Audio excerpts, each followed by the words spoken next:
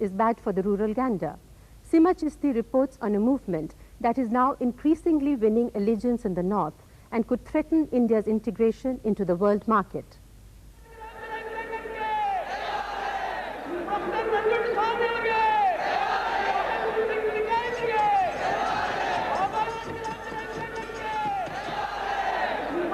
This is no ordinary rally against economic liberalization. This is not the Communist Party protesting, but farmers burning the Dunkel draft. It's a sign that no longer are Indian farmers simply fighting the state against terms of trade between industry and agriculture. Now, it's the threat of what they consider a foreign invasion that has them up in arms. ನಮ್ಮ ಆಹಾರದ ರಕ್ಷಣೆ ಹಮಾರೆ ಖಾದ್ಯಾನ್ನದ ರಕ್ಷಣೆ ನಮ್ಮ ಆಹಾರ ಉತ್ಪಾದನೆಯಲ್ಲಿ ನಮಗೆ ಇಷ್ಟ ಬಂದಂತ ಬದಲಾವಣೆಗಳು हमारे आहार धान्य में उत्पादन में हमारी इच्छा के अनुसार जो हम अदल-बदल कर सकते हैं ಇದನ್ನೆಲ್ಲ ನಾವು ಕಳ್ಕೊಂಡ್ಬಿಡ್ತೇವೆ ये सब हम खो लेते हैं. What the farmers don't like about the Dunkel draft of the GATT negotiations is the fact that it permits Western companies to patent the new hybrid high-yielding seed they produce and which farmers increasingly use. This has two adverse consequences. First, because the patent confers a monopoly, the patent holder can charge what he wants. Hence, the cost of the seed will escalate. For a packet of 3 kgs seeds, Cargill seeds, they are charging 560 rupees. And the price for the local seed is 120 rupees for 3 kgs. ನಾವು local ಬೀಜದಲ್ಲಿ ಉದಾಹರಣೆಗೆ ಸೂರ್ಯಕಾಂತಿಯಲ್ಲಿ 35-40 ರೂಪಾಯಿ KG ಕೊಡುತ್ತೀವಿ ನಾವು. ಅದೇ ವಿದೇಶಿ ಕಂಪನಿಗಳು 130ರಿಂದ 140ವರೆಗೆ 1 KG ಇದೆ. From the farmer's point of view, the second consequence is even worse. Because the patent applies to the gene itself, farmers cannot replicate their own seeds and use them. The patent applies each time. This would mean that every single crop you have to go back and buy your seed, or forego the advantages of high productivity. In fact, the farmers can't even cheat the patent obligations if they want to, because such is the technology used that most of the new hybrid seeds are designed not to replicate themselves. Instead, they revert back to the original types that were crossed to make the hybrid. The next generation of plant will suffer what we call segregation, and it will begin to revert back to the 2 individual parents. In other words, having paired the 2 plants, produced the hybrid seed, that has given the farmer yield. If he plants it one more time, we get the re-emergence of the parents and the yield will decline. So each season, it's back to the company. And to add salt to this injury, the companies that will acquire control over the Indian farmer are all foreign. Farmers claim multinational companies use third world material for their research, patent the end product, and then sell it back to the third world farmers at exorbitant prices. In Peru, there was a native tomato variety. We call this as the wild species, or Jamplasm. And using this Peruvian tomato variety in a biotechnology program, America came out with a tomato hybrid, which is earning them annually about $8 billion as it is reported. But from this profit which is being made by the American MNC, Peru farmer is not getting anything. And added to that, if a Peruvian farmer has to grow that same tomato hybrid, he has to pay the patent amount to the American company. To many, this represents a new imperialism, which is very hard to accept. That is why so far, farmers have vented their anger on foreign companies. Last year, on the 29th of December, Cargill Seeds, an American multinational in Bangalore, was stormed by nearly 1,000 farmers.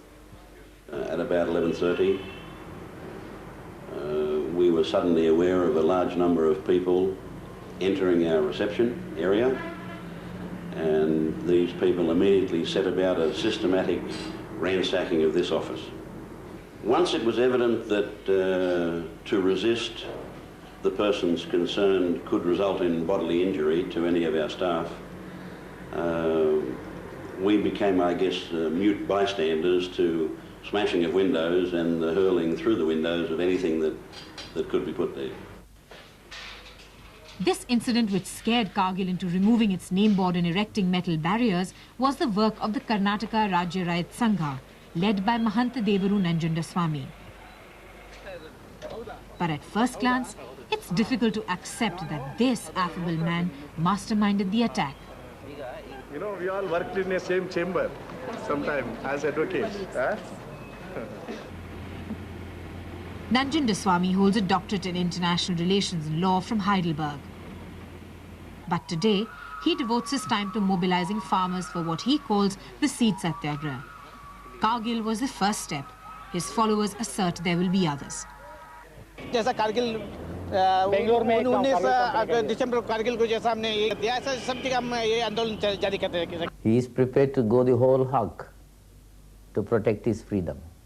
He knows that seed freedom is his freedom, and he knows seed freedom is the freedom of the nation also. Of course, the multinationals don't accept the straightforward case made against them. They argue they have a right to a return on the fantastic investment made in their research. We're seeking a return on the millions and millions of dollars that we spend annually on research. Now, those returns will be a result of the farmer buying the product. But others disagree. After all, the resources the multinationals use for their research were procured without payment. So why should the end result be paid for? These resources have not been paid for. The resources which are the foundation material of agriculture and of biotechnology have not been paid for. So I don't find that a very valid argument. When they come around and say, we've invested this many $1 million, therefore the world owes us the monopoly to do what we can to get that many millions dollars back,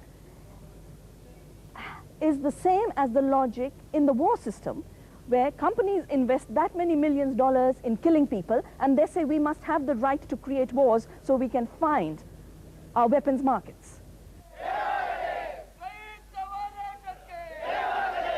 But if multinational agricultural economics is the heart of the Rayat Sangha movement, the effective transmission of its message is the political muscle it has built. The most remarkable achievement of the Rayat Sangha has been its ability to effectively communicate the ideas central to its campaign. The Dunkel Draft, which even most of Delhi's conference halls find hard to digest, is now a commonly heard and understood phrase in most of rural Karnataka. But how is this achieved? To begin with, this is a byproduct of a decade and a half of groundwork. The Rayat Sangh was set up in '81 and today has 2 MLAs and a membership of 1 crore. But its success also lies in the clever way in which its message is conveyed, because it targets its farmers not just as producers, but also as consumers. Its appeal takes in the rest of us as well. Farmers are producers as well as consumers. We producing oil seeds and we are consumers of oil also. That's why we are exploiting it 2 times. One, when we are going to sell our produce. Another time, when we are going to purchase oil. Like that in other commodities also. That's why our aims and objectives are not only concerning to these farmers, it is concerning to all the public. Yet, the real trick is that the Rayat Sangha has found a way of converting what is essentially a complicated analysis into the daily language of farmers. Proof of this is not hard to find. ಎಂಕಲ್ ಪ್ರಸ್ತಾವನೆಯಿಂದ ಎಲ್ಲ ರೈತರಿಗೂ ಬೀಜ ಉತ್ಪಾದನೆಯಲ್ಲಿ ಕಷ್ಟ ಇದೆ, ಗೊಬ್ಬರ ಹಾಕೋದ್ರಲ್ಲಿ ಕಷ್ಟ ಇದೆ, ಹೆಚ್ಚಾಗಿ ಬೆಳೆ ಬೆಳೆದ್ರೂ ಅದಕ್ಕೆ ನಿಗದಿತ ಬೆಲೆ ಸಿಗದೆ ನಾವು ಕಷ್ಟದಿಂದಿದ್ದೇವೆ. ಆ ಡಂಕಲ್ ಅಂದ್ರೆ ಈಗ ನಾವು ಬೆಳತಕ್ಕಂತ ಬೀಜಗಳನ್ನೆಲ್ಲ ನಾಶ ಮಾಡಿ ತಾವು ಕೊಡ್ತಕ್ಕಂತ ಬೀಜಗಳು ನಮ್ಮ ಸೂರ್ಯಪಾನ ಇದೆ 4 ಕ್ವಿಂಟಲ್ ಬಂದ್ರೆ ಅವರು 10 ಕ್ವಿಂಟಲ್ ಬರ್ತಿದೆ, 12 ಕ್ವಿಂಟಲ್ ಬರ್ತಿದೆ, ಅವನು ಉಪಯೋಗ ಮಾಡ್ರ ಅಂತ ಹೇಳ್ತಿದ್ದಾರೆ.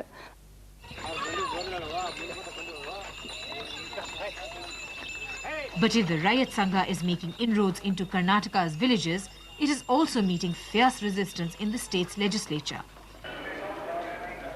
Perhaps because it seeks to overturn the country's economic liberalization, the Chief Minister characterizes it as a kulak lobby which threatens small farmers.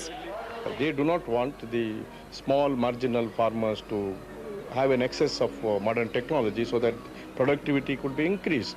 So sometimes, there is a historical background when a big landlord and a big farm lobby, they do not want modern technology to enter the rural sector. But Nanjundaswamy believes that Dunkel affects all farmers irrespective of size. In fact, you could argue that its impact on the small ones is worse.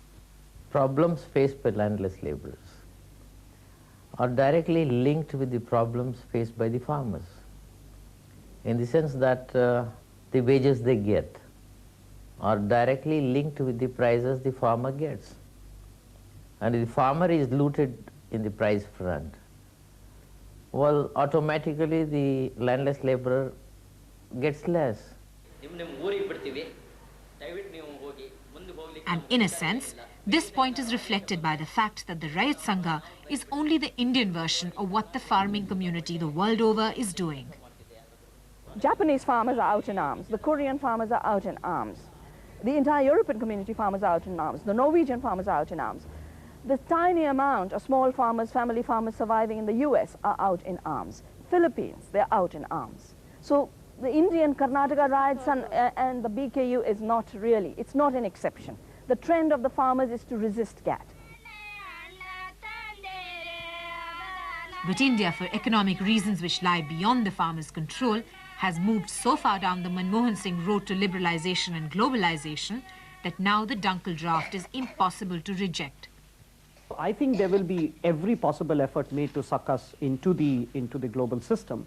There is the global financial system, the global trading system, the global technological system. I mean, all these various subcomponents of the global system, in a sense, will suck us into them. This is why the Rayat Sangha has chosen direct action. The aim behind attacks on multinationals like Kargil is not just to frighten them away, but also to generate attention. Well, you say direct action and I called it as blitzkrieg. Well, we had to resort to it to wake up the whole country. And I think we were successful in doing it. And after the Bangalore program against a multinational corporation, namely Kargil's, I think the whole country has started debating on the Dunkel draft. There are already signs that Nanjundaswamy's message is being heard outside Karnataka. In Delhi, he appeared alongside Tiket, which means that UP is no longer alien territory. Who knows, by slow but steady progression, his message could enter the villages of the rest of India and end up by taking them by storm. After all, as Nanjundaswamy himself might say, big oaks from small acorns are born.